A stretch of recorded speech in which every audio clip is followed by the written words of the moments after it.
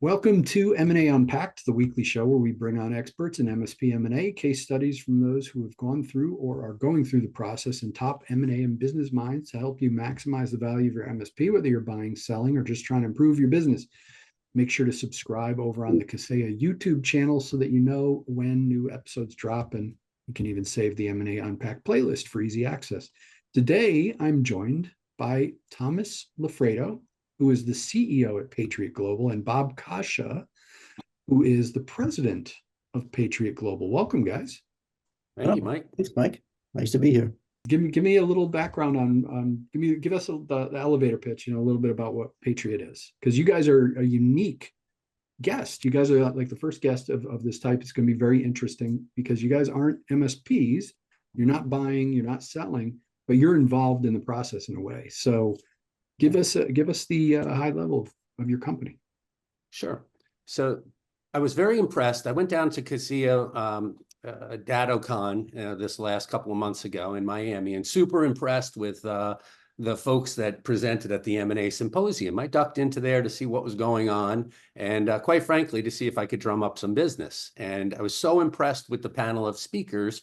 It's always nice. It was a great learning experience. And so what we are, and it became clear to me that we had a lot to offer those people in that room, whether it's M&A or whether it's just plain services from Patriot Global. I felt that we had a good story to tell. So I tracked down Tim Conkle after the event, and I had some words with him, and he seemed to be pretty impressed and wanted to hear more and connected us with you. And so what we are a global labor on demand distribution or dispatch company. So we serve direct clients, and we serve, MSPs, and we are the hands and eyes and feet on the ground when MSPs need someone to go desk side or into the data center or into the retail store. We provide labor on demand, and it's been a little niche that we've developed over the last couple of years. But it comes from a long background in labor sourcing. That's who we are. So, Thomas, your career has spanned various facets of the IT and staffing industry. Could you share how your background led to the founding and kind of growth of Patriot Global? Happy to do it, but I'm going to take a step back. And one of Tim's social network posts a couple of months ago or weeks ago was how his change of outfits transformationally changed his impact on the industry. So I figured I'd go one-ups with the tie. But so anyway, where did we start? So I think it's really important to answer that question by giving you a little bit of background, and it's exactly what you asked. But my journey in IT sourcing and labor started in 1999, 2000. And that was, as you remember, post Y2K. So I was working at a Fortune 50, Johnson & Johnson, and we had a problem. Post Y2K, we had a lot of contract labor in our organization, and we didn't know what to do with it. We didn't know, they needed it right-sized. They needed a repeatable management process, because leading up to Y2K was there was an influx of people doing things to prepare, IT folks, and we're all well aware of that dynamic at the time. So my job, I was brought in to kind of right-size our labor program after Y2K. So there was also an air at the time of scrutiny. I don't know if you remember, Sarbanes-Oxley legislation came about that time, when people were very interested in who was being paid by whom to do what. So there was rigor that I had to address, which was, who are we going to engage going forward? Who do we need? Who do we not need? And keeping that regulation in mind. So commensurate with that was a rise of a software as a service platforms to manage contract labor. And the one we had selected at the time, this was very innovative.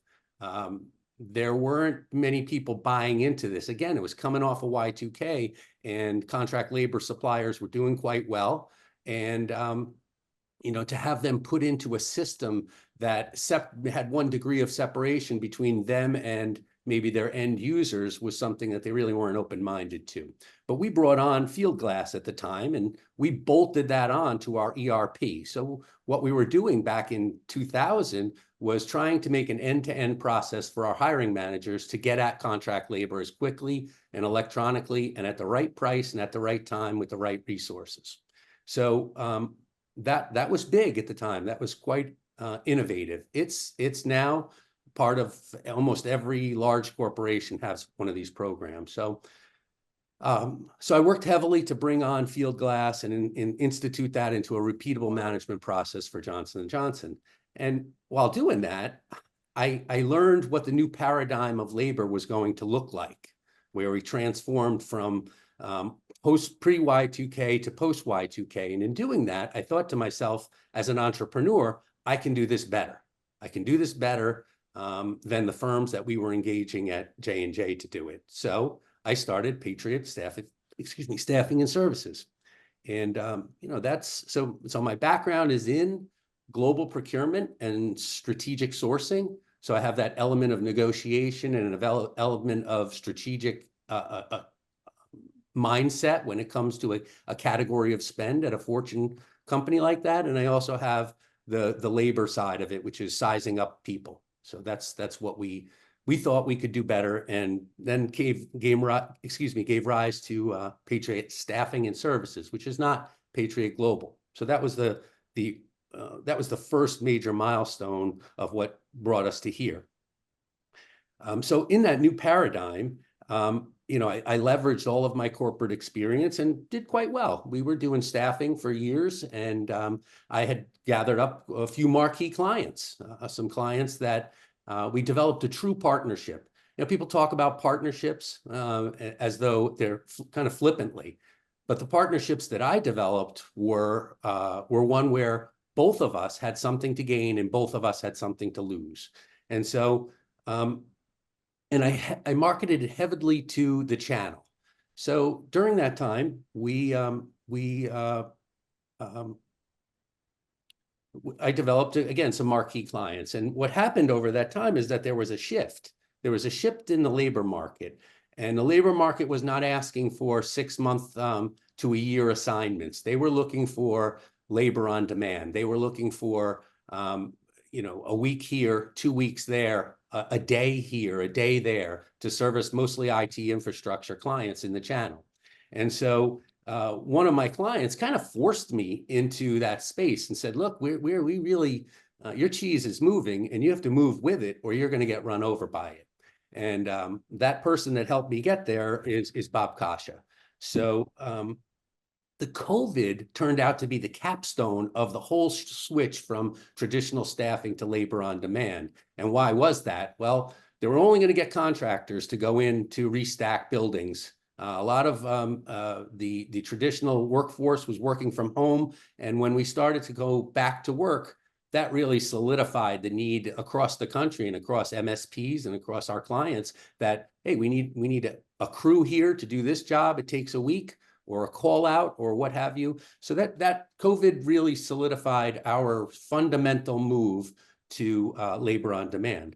So that's how we transitioned, or that's how I started, from corporate background where I learned, thankful for my experience in corporate to be able to learn about sourcing and to learn about labor and how to manage that, all the way through my blessings as a staffing provider, and then moving that to a labor on demand and hiring Bob to help me take labor on demand globally.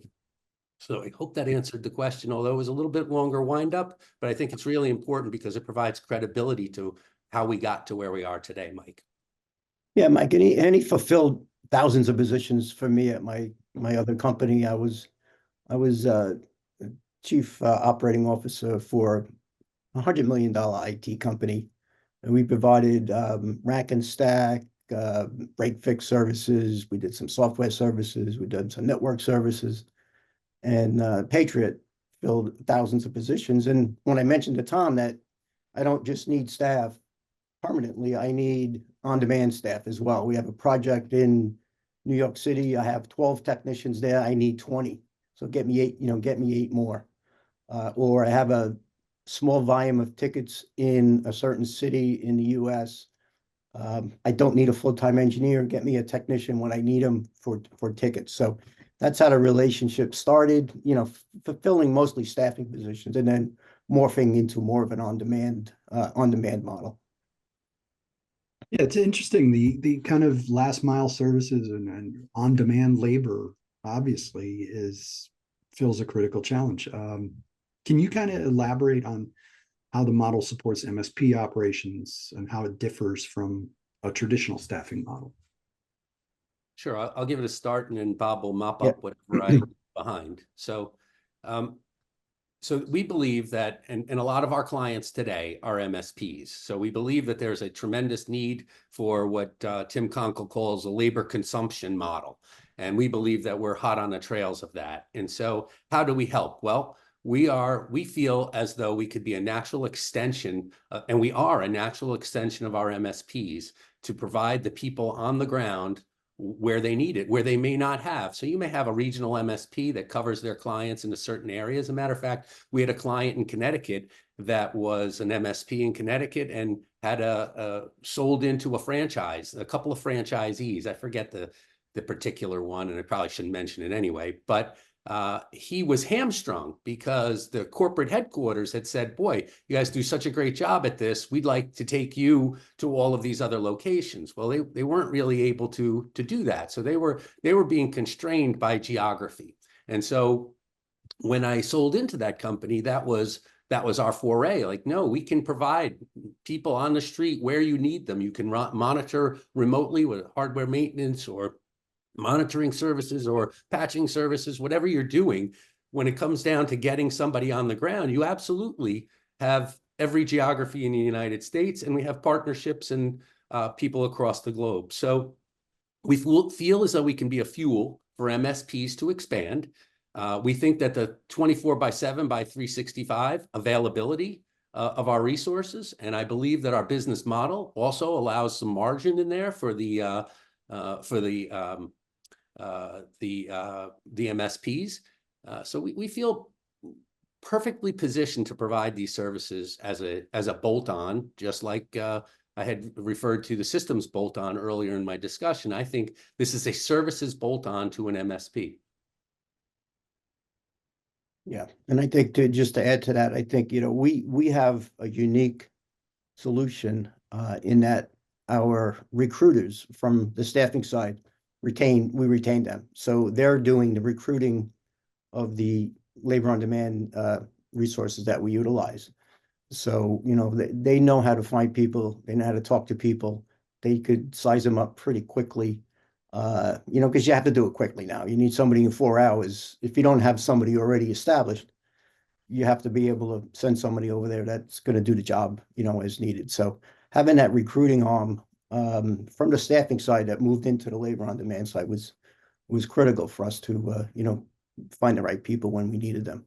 So, you know, Bob, that's an excellent point that I want to expand on too, that I kind of overlooked, which was, so the people that we started with in staffing, now it's the same skill set of identifying the right people and dispatching them and follow up and all of those things that go into that, and negotiating the proper rates. But so what we've developed, our intellectual property, is these talent pools. So after doing 25,000 dispatches last year, we have a pretty good idea by skill set in what region we have repeat customers. So repeat, you know, contractors that we dispatch. So it's that developing that stickiness with those labor pools. That is, you know, again, that is our intellectual property that we can turn around. And there's not a geography we haven't been in already. We may not have a talent pool in every single minutia, but we certainly are in the, what do you call them, Bob? The NFL cities, right? Easily in there. And then as we've started to get, as our clients base has expanded, they're coming to us with remote locations, right? If it was in an NFL city, they could probably do it themselves. But so we're starting to develop these talent pools in these remote locations with these remote skill sets. So that's really, really critical to what I think we can offer. And Bob, I think, you know, I know we've had a conversation before. So going back to that conversation as well, You mentioned from past experiences that you have scaled and you have past experience in scaling and selling companies. So from your perspective, what are the most critical considerations for an MSP looking to either acquire or position themselves for acquisition? Yeah, I've been both on the buy side and the sell side. The biggest one was that $100 million company. It's a public company, so I had a little different requirements, obviously, to sell that company than some of the private companies that we've sold and purchased. So it was very it's very diverse set of background in M&A. But I think the most important thing is really know your financials, know your operational metrics, basic stuff like that. But to dive a little deeper into that, not just the P&L and the balance sheet, but gross margin by customer, gross margin by line of business, maybe your call volumes on the operational side, or how many devices you support, and what are your gross margins on each of those things. So it's a little bit more in depth than just a superficial part of it. So dive in a little bit deeper. Like we've talked about, know your niche. Know what you're good at, know what you're really strong at, and what you could offer maybe a strategic partner if you're selling a company, or vice versa if you're looking to acquire a company. Know what that uniqueness is, and if you don't have it, and maybe that's something you need. So those are the two major things. But in addition to that, I would say know your key employees. We build our relationships at a customer level. Executives we talk to the account executives. We know the whole inside. We build relationships with our customers. But if you have a key employee, and we have quite a few of them, that have unique relationships with customers, make sure you point that out. You don't want to hide anything from any potential acquirers. And you want to make sure that you recognize that, and you got to protect those people, because if you sell a company and those people get outsourced or whatever, you need to have that relationship to keep those those things going. One of the things we really didn't talk about much yet is recurring revenue. Certainly, that's the gift that keeps on giving, as one of my mentors kept on saying. So you can build a recurring revenue stream. We do about 90% recurring revenue, which is important. All my companies that I worked for, that was the goal, get at least 80% recurring revenue. I come in different flavors, recurring revenue. We have customers that buy a bunch of tickets from us, but it's consistent. Some months they're doing 300 tickets, some months they're doing 320 tickets, some months they're doing 280, like December, when there's usually a bit of a slowdown. But it's recurring. It comes in every month, and we count that as recurring revenue. It's not just a monthly, straight up fee, but it's coming in over time. And then I would say, user advisor. We always use an advisor. You may not think, especially if it's your first time doing something like that, make sure they help you with that, because it's a very complicated thing. It's not as simple as signing a piece of paper and going forward. There's a lot involved, especially at a larger, as you get larger and larger in the space. So that would be my main points. Good, solid advice. I love it. Thomas, you had hinted at your end goal potentially involving an acquisition of Patriot Global within a few years. So how are you guys preparing the company to align with what potential strategic buyers might value most? Well, true. I think with any business, right? I want to continue my sustained growth. You got to maintain the quality. You got to keep the customers that you have. You can't get too excited and run ahead of things. Maintain that good, solid relationships of the clients that you have, that recurring revenue. That's a given, right? The next key drivers for us, and I'm looking down because I have 3 bullets here. One is scaling our operations, right, is critical. We need to be ready for the next big MSP that comes in. How will we fulfill? And so that's what we do best, which is how do we identify resources to what we call them LOD specialists, labor on demand specialists, that will take the call and consummate the ticket. So how do we make sure that we have good training around the existing customers, good backup to people that can take over when when we start to scale and take over different accounts, So one is scaling operations, customer success managers and labor on demand specialists. That's a key focus. Good documentation. I love documentation. I like keeping things. I come from the Army. I like things in a very orderly fashion. And so maximizing the Coscia stack. Everything goes on the stack. That's it. That's the way it's got to be. So we're gonna maximize. It's a good investment, and we're gonna maximize the use of the tech stack. And like Bob said, focus on recurring revenue.